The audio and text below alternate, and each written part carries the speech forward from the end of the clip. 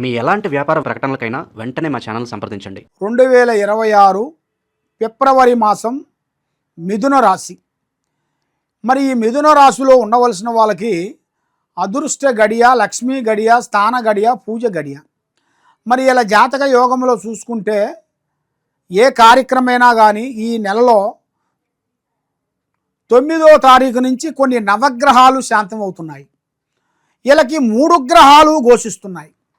ఈ 3 గ్రహాలు ఘోషించిన దాని వలన ఈ రావుకేతువుల వలన వీళ్ళకి కళ్యాణ యోగం అనేది దగ్గరకు వచ్చి మిస్ కావటం, ప్రేమించిన వాళ్ళు దూరం కావటం, ప్రేమించిన వాళ్ళు మోసం చేయటం, ప్రేమించిన తర్వాత పెళ్లి చేసుకుంటానని చెప్పి మోసం చేసి వాళ్ళు దూరం వెళ్ళిపోవటం, మళ్ళీ ఏరే పెళ్ళి వాళ్ళు చేసుకోవటం, వాళ్ళ గురించి వీళ్ళు ఎదురు చూసి చూసి చూసి జీవిత లైఫ్ను నాశనం చేసుకోవటం.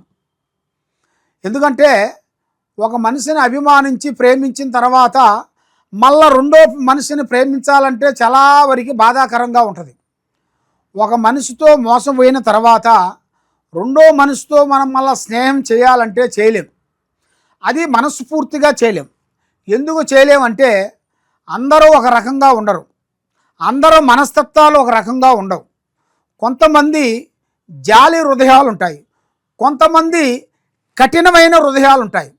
ఆ కఠినమైన హృదయంలో ఉండవలసిన వాళ్ళు ఒక్కరిద్దరు కాదు, 100 మందిని ప్రేమిస్తారు, 100 మందితో వాళ్ళు తిరుగుతుంటారు. అవి కఠిన జీవితం.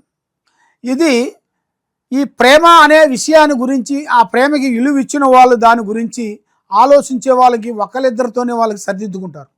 ఇక మూడో దానికి పోనీరు. ఎందువల్ల అంటే మనకి 1, 2లోనే మనకి కలిసి రాలేదు, ఇంకా 3, 4, 5 అయ్యామని కలిసి వస్తాయా, అది కూడా అలాంటి వాళ్ళే కదా, అది కూడా మనల్ని మోసం చేస్తారు కదా అన్నట్టుగా ఆడవాళ్ళకు కానీ మగవాళ్ళకు కానీ వాళ్ళ యోగ నక్షత్రాన్ని బట్టి ఇలా జరుగుతుంటాయి. కాబట్టి పడ్డవాడు చెడ్డవాడు కాదు. మనం ఏ కార్యక్రమం చేసినా ఎక్కడికి పోయినా ఆలోచించి అడుగేయండి. మరి వీళ్ళకి విద్యాపరంగా చూసుకుంటే చాలా వరకు చాలా పాజిటివ్గా చదువుతారు. విద్య విషయంలో ఎలాంటి ఇబ్బందులు ఉండవు. చదువు విషయాలలో అతి వేగంగా ముందే ఉంటారు. చదువుతారు, మంచిగా సాధిస్తారు, 10 మందికి హెల్పింగ్ చేస్తారు, 10 మందితో సహకారం పొందుతారు. కానీ గుడ్డిగా ఏరే వాళ్ళ మాట ఈయన బోల్తా పడిపోతుంటారు. ఆ బోల్తా పడిన కాడి నుంచే వీళ్ళ జీవితంలో టర్నింగ్ పాయింట్ అనేది బ్రేక్ పాయింట్ అయిపోతుంటుంది. టర్నింగ్ పాయింట్ కావాల్సింది బ్రేక్ పాయింట్ అయిపోతుంటుంది.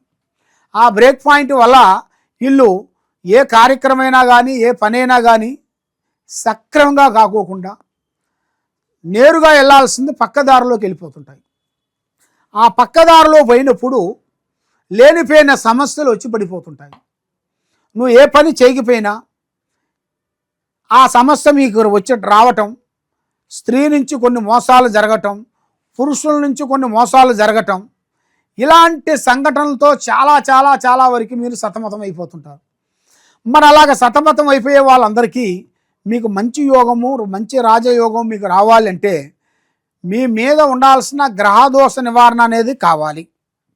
మరి ఆ గ్రహదోష నివారణ కావాలంటే మీరు చేయాల్సింది గోమాతని పూజించాలి.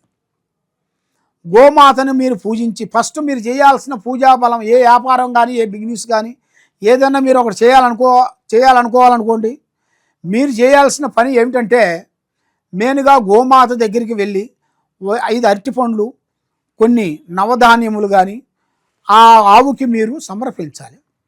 సమర్పించిన తర్వాత నెక్స్ట్ ప్లాన్ చేసుకోవాలి. మీరు ఏ దేవుడికి వెళ్ళాలి, ఏ గుడికి వెళ్ళాలి, ఏ పూజ చేయాలి, ఎక్కడ పోతే ఏది జరుగుతుంది ఏమిటనేది మీరు ప్లాన్ చేసుకొని పోయినట్టుకైతే 100% మీకు కరెక్ట్గా సెట్ అయ్యే మార్గాలు కొన్ని కనబడతాయి. మరి మీ జాతక యోగాన్ని పెట్టి చూసుకుంటే మీ జాతకంలో ఒక స్త్రీ నుంచి అదృష్ట యోగం రాబోతుంది.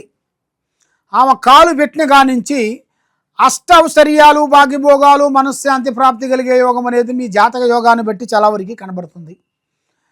మరి మీ జాతక యోగాన్ని బట్టి చూసుకుంటే ఆ స్త్రీ కాలు పెట్టిన కానించి ఏది స్త్రీ వచ్చి పురుషుడికి, పురుషుడి నుంచి స్త్రీకి నేను చెప్పే విషయము 2 విధానాలుగా మీకు వర్తిల్లుతుంది. ఒక పురుషుడు ప్రేమించిన తర్వాత ఒక స్త్రీ జీవితంలో ఎంటర్ అయ్యాడు అనుకోండి, వాళ్ళ జీవితంలో కూడా అభివృద్ధిగా వచ్చే మార్గాలు కొన్ని కనబడుతున్నాయి. అలాగా స్త్రీ జీవితంలో నుంచి పురుష జీవితానికి వెళ్ళారనుకోండి, వాళ్ళ కుటుంబానికి కూడా అభివృద్ధిగా వచ్చే మార్గాలు కూడా చాలా వరకు కనబడుతున్నాయి. మరి వీళ్ళ జీవిత యోగాన్ని బట్టి చూసుకుంటే వీళ్ళకి ఏ కార్యక్రమైనా కానీ కొన్ని రోజులు బాగుంటుంది, కొన్ని రోజులు బ్రేక్ అయిపోతుంటుంది. ఎన్ని రోజులు కష్టపడ్డా కూడా ఆ కష్టానికి తగ్గ ప్రతిఫలం లేకోకుండా అయిపోతుంటుంది. మరి అది ఎందువల్ల అవుతుంటుంది? మరి అందరి లెక్క మనం ఉన్నాము, అందరి లెక్క మనం దేవుణ్ణి పూజిస్తున్నాము, అందరూ ఎలాగా అభిమానిస్తే మనం అలాగే అభిమానిస్తున్నాం. మరి అందరికీ మంచిగా ఉండి మరి మనకెందుకు ఇలా అవుతుంది ఏమిటా అనేది చాలామందికి కొంత సందేహాలు ఉంటాయి. అది వాళ్ళ దోషాన్ని బట్టి అలా జరుగుతుంటుంది. వాళ్ళ దోషం అంటే వాళ్ళకి గర్భదోషము, నాగదోషము, నాగబంధ దోషము, అష్టబంధ దోషము, గ్రహదోష బంధము, చెడుదోష బంధము, శనిదోష బంధము, ఇలాంటి కొన్ని దోషాలు ఉంటాయి. ఆ దోషాలను వాళ్ళకి తెలియక ఆ దోషాలకి శాంతం చేసే విధానాలు కొన్ని ఉంటాయి. మరి ఆ విధానాలు మీరు తెలుసుకొని మేము చెప్పిన విషయం ప్రకారంగా మీరు చేసినట్టుకైతే మీలో ఉండాల్సిన గ్రహదోషం కానీ, స్త్రీ దోషం కానీ, గృహదోషం కానీ, సంతాన దోషం కానీ, వ్యాపార దోషం కానీ, బిజినెస్ దోషం కానీ, చేసే గవర్నమెంట్ డిపార్ట్మెంట్లో కానీ వాళ్ళకి అభివృద్ధి కావాలి అంటే వాళ్ళ మీద ఉండాల్సిన ఈ కర్మదోషాలని మనం శాంతం చేస్తేనే వాళ్ళకి బాగుంటుంది. ఆ భగవంతుడి దయ వలన మీకు మంచి రోజులు, మంచి కార్యక్రమాలు, అభివృద్ధిగా వచ్చే మార్గాలు కూడా చాలా వరకు ఎదురొచ్చే మార్గాలు ఉన్నాయి. కాబట్టి మీరు చేయాల్సిన పూజా బలం ఏది? దైవ అనుగ్రహం. అన్నిటికన్నా మనకు కావాల్సింది దైవ అనుగ్రహం, చాలా గొప్పది. ఆ దైవ అనుగ్రహం లేనిది మనం ఏది చేయలేం. ఆ దైవ అనుగ్రహం మనకి ఉండాలి అంటే మీరు చేయాల్సిన పూజాబలం శ్రీ వెంకటేశ్వర స్వామిని పూజించాలి. ఆ వెంకటేశ్వర స్వామికి 7 వారాల పాటు మీరు పూజాబలం చేసి, ఆ 7 వారాల పాటు మీరు పూజాబలం చేసిన తర్వాత మనకు దగ్గరలో ఉండాల్సిన వెంకటరమణ గుడికి వెళ్ళి కొన్ని ప్రసాదాలు పూజ చేసుకొని, కొన్ని ప్రసాదాలు వండుకొని, కొన్ని పండ్లు ఫలాహారాలు తీసుకొని వెళ్ళి అక్కడ వచ్చిన భక్తులందరికీ ప్రసాదం పంచి ఆ వెంకటేశ్వర స్వామికి 7 వారాల పాటు మీరు ఆ విధంగా చేసి 7 ప్రదక్షిణలు చేసినట్టుకైతే మీలో ఉండాల్సిన అష్టకష్ట దరిద్ర దోష నివారణ అనేది శాంతమవుతుంది. బుర్ర బాగుంటుంది, మనసు బాగుంటుంది, చేసే కార్యక్రమాలు బాగుంటాయి. కాబట్టి మీరు ఎక్కడెక్కడో పోయి నిరాశ చెంది జ్యోతిష్యం చెప్పించుకొని బాధపడుతూ ఉన్నారా? తప్పకుండా ఈ కింద ఉండాల్సిన నెంబర్కి ఒకసారి మాకు సంప్రదించినట్టుకైతే మీ పేరుని బట్టి, సమయాన్ని బట్టి, జాతకాన్ని బట్టి, మీ యోగాన్ని బట్టి ఎలా ఉంది, ఎలా నడుస్తుంది, ఏమిటా అనేది కూడా మేము అన్నీ చూసి చెప్పగలుగుతాం. ఏ సమస్యకైనా కూడా మన దగ్గర పరిహారం అనేది మన దగ్గర దొరుకుతుంది. కాబట్టి తప్పకుండా ఈ కింద ఉండాల్సిన నెంబర్కి మాకు ఫోన్ చేసినట్టుకైతే మీ జాతక యోగాన్ని బట్టి మొత్తం చూసి చెప్పగలుగుతాం. సర్వో జనా సుఖినో భవంతు. ఓం నమః శివాయ నమః.